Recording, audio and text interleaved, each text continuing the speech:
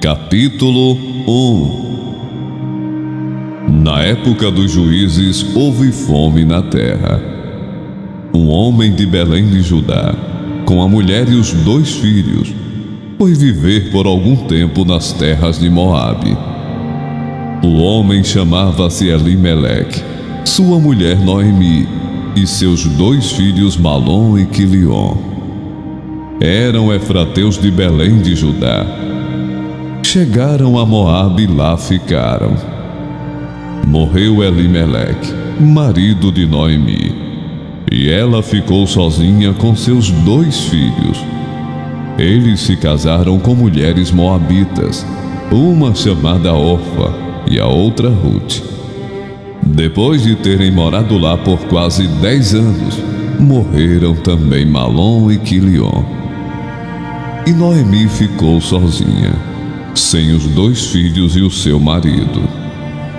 Quando Noemi soube em Moabe que o Senhor viera em auxílio do seu povo, dando-lhe alimento, decidiu voltar com suas 2 noras para sua terra. Assim ela, com as 2 noras, partiu do lugar onde tinha morado. Enquanto voltavam para a terra de Judá, Noemi disse às 2 noras: voltem para a casa de suas mães. Que o Senhor seja leal com vocês, como vocês foram leais com os falecidos e comigo. O Senhor conceda que cada uma de vocês encontre segurança no lar do outro marido. Então deu-lhes beijos de despedida, mas elas começaram a chorar bem alto e lhe disseram: não, voltaremos com você para junto de seu povo. Disse, porém, Noemi: voltem, minhas filhas, porque viriam comigo. Poderia eu ainda ter filhos que viessem a ser seus maridos? Voltem, minhas filhas, vão. Estou velha demais para ter outro marido. E mesmo que eu pensasse que ainda há esperança para mim, ainda que eu me casasse esta noite e depois desse à luz filhos, iriam vocês esperar até que eles crescessem? Ficariam sem se casar à espera deles? De jeito nenhum, minhas filhas. Para mim é mais amargo do que para vocês, pois a mão do Senhor voltou-se contra mim. Elas então começaram a chorar bem alto de novo. Depois Orfa deu um beijo de despedida em sua sogra, mas Rute ficou com ela. Então Noemi a aconselhou: veja, sua concunhada está voltando para o seu povo e para o seu Deus. Volte com ela. Rute, porém, respondeu: não insistas comigo que te deixe, e não mais a acompanhe. Aonde fores, irei. Onde ficares, ficarei. O teu povo será o meu povo, e o teu Deus será o meu Deus.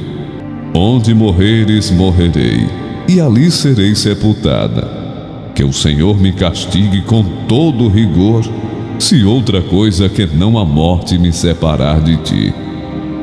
Quando Noemi viu que Rute estava de fato decidida a acompanhá-la, não insistiu mais.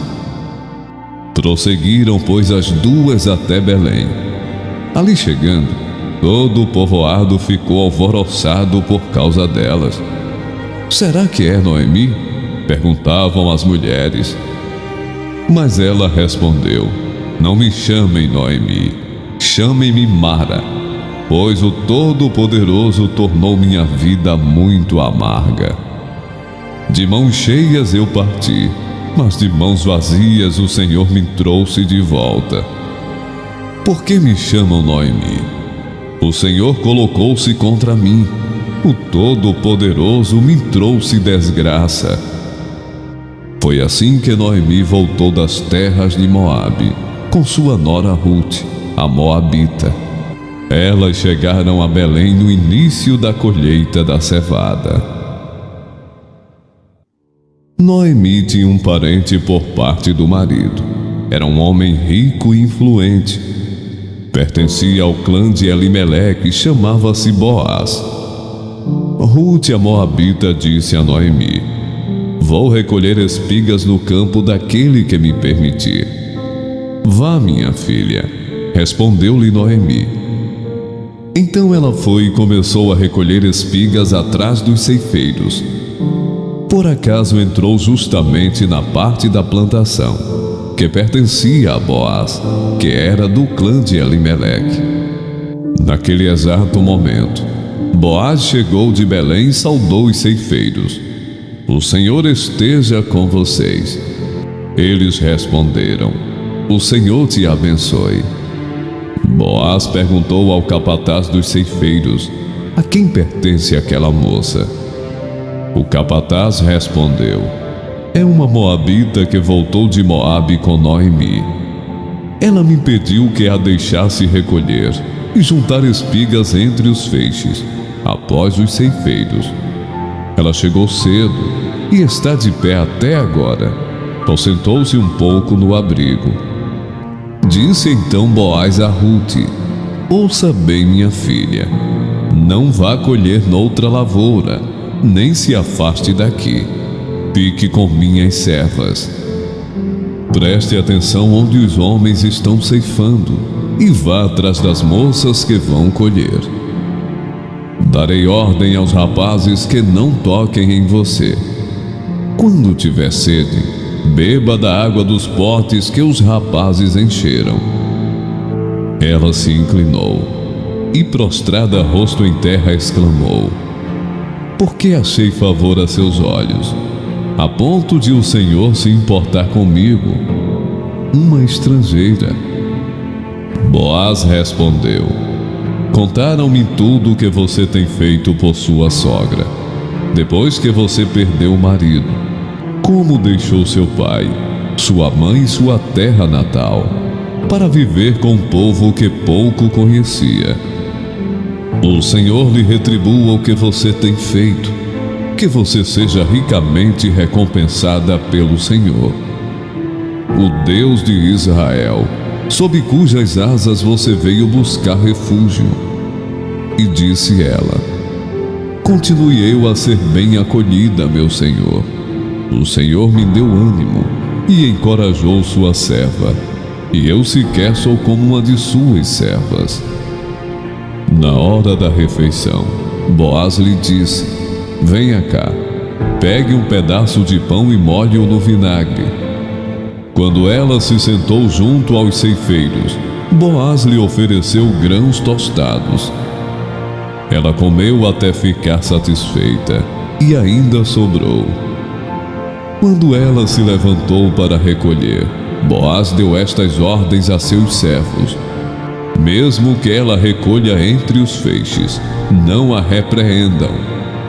Pelo contrário, quando estiverem colhendo, tirem para ela algumas espigas dos feixes e deixem-nas cair, para que ela as recolha e não a impeçam. E assim Ruth colheu na lavoura até o entardecer. Depois debulhou o que tinha juntado, quase uma rouba de cevada. Carregou para o povoado, e sua sogra viu quanto ela havia recolhido. Quando Ruth trouxe e lhe ofereceu o que havia sobrado da refeição. Onde você colheu hoje? A sogra lhe perguntou. Onde trabalhou? Bendito seja aquele que se importou com você. Então Ruth contou à sogra com quem tinha trabalhado. O nome do homem com quem trabalhei hoje é Boaz. E Noemi exclamou: seja ele abençoado pelo Senhor, que não deixa de ser leal e bondoso com os vivos e com os mortos.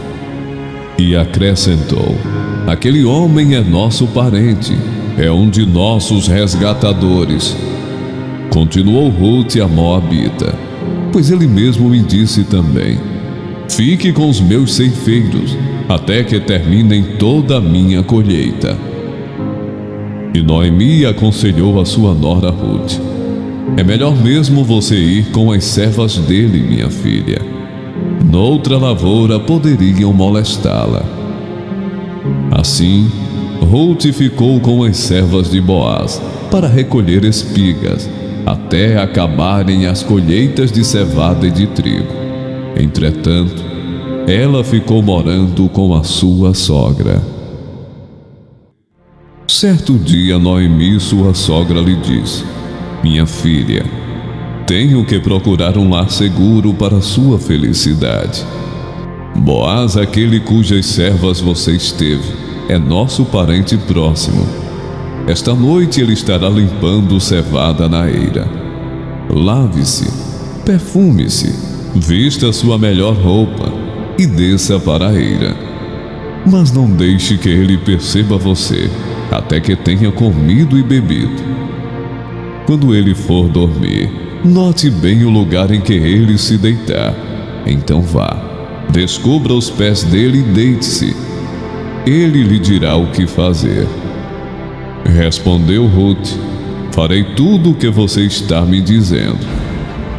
Então ela desceu para a eira e fez tudo o que a sua sogra lhe tinha recomendado. Quando Boaz terminou de comer e beber, ficou alegre e foi deitar-se perto do monte de grãos. Ruth aproximou-se sem ser notada, descobriu os pés dele e deitou-se. No meio da noite, o homem acordou de repente. Ele se virou e assustou-se ao ver uma mulher deitada a seus pés. Quem é você? Perguntou ele. Sou sua serva Ruth, disse ela. Estenda sua capa sobre a sua serva, pois o Senhor é resgatador. Boaz lhe respondeu: O Senhor a abençoe, minha filha.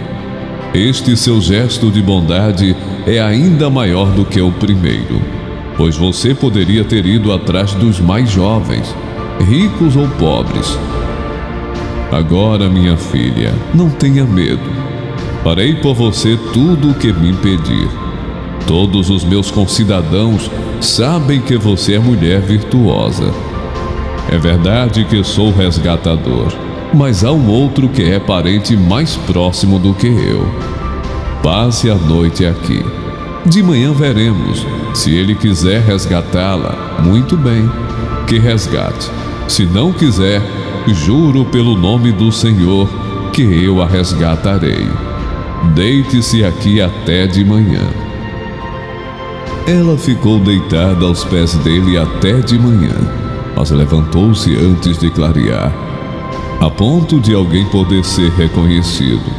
Boaz pensou: ninguém deve saber que esta mulher esteve na eira.